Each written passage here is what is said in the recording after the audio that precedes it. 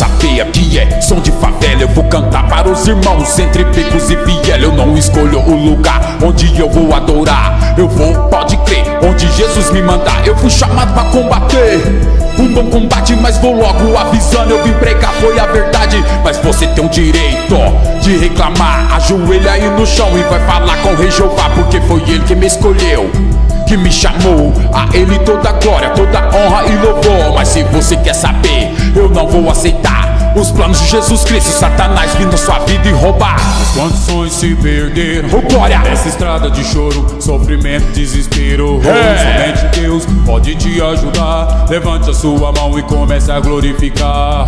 Enquanto sonhos se perderão meio ao crime nessa estrada, eu sei, é diversos calibres. Somente Deus para te ajudar nessa estrada que você escolheu pra você trilhar.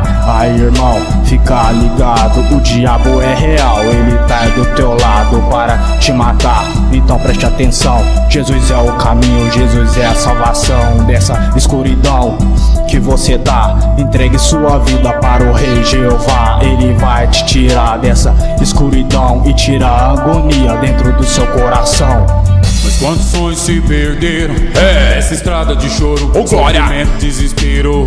Somente Deus pode te ajudar. Levante a sua mão e comece a glorificar. Quanto tempo perdido, cê tá ligado? Correndo com seus parceiros, com seus aliados. Mas no mundo, meu irmão, você vale o que tem. Mas depois que você vai preso, você não tem ninguém. Se liga aí, irmão, porque aqui o papo é reto.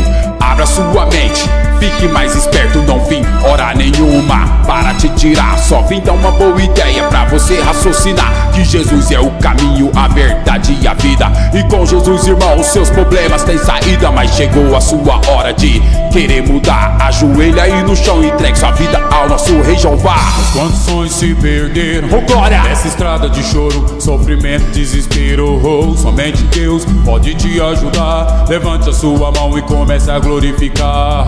Levante sua mão e comece a glorificar o nome do Senhor, que chegou aqui pra te tirar dessa escuridão e resgatar os sonhos perdidos dentro do seu coração. Quantas vezes você falou que não tinha mais jeito, que agora é só a morte? Nesse pesadelo, pare e pense, reflete aí que Jesus está escrevendo uma nova história pra você e tirar dessa ilusão. Não importa como você tá, ele quer só seu coração. Somente ele para te ajudar e ressuscitar os seus sonhos que você deixou de sonhar. Mas quantos sonhos se perderam, nessa estrada de choro, sofrimento, desespero. Somente Deus pode te ajudar. Levante a sua mão e comece a glorificar.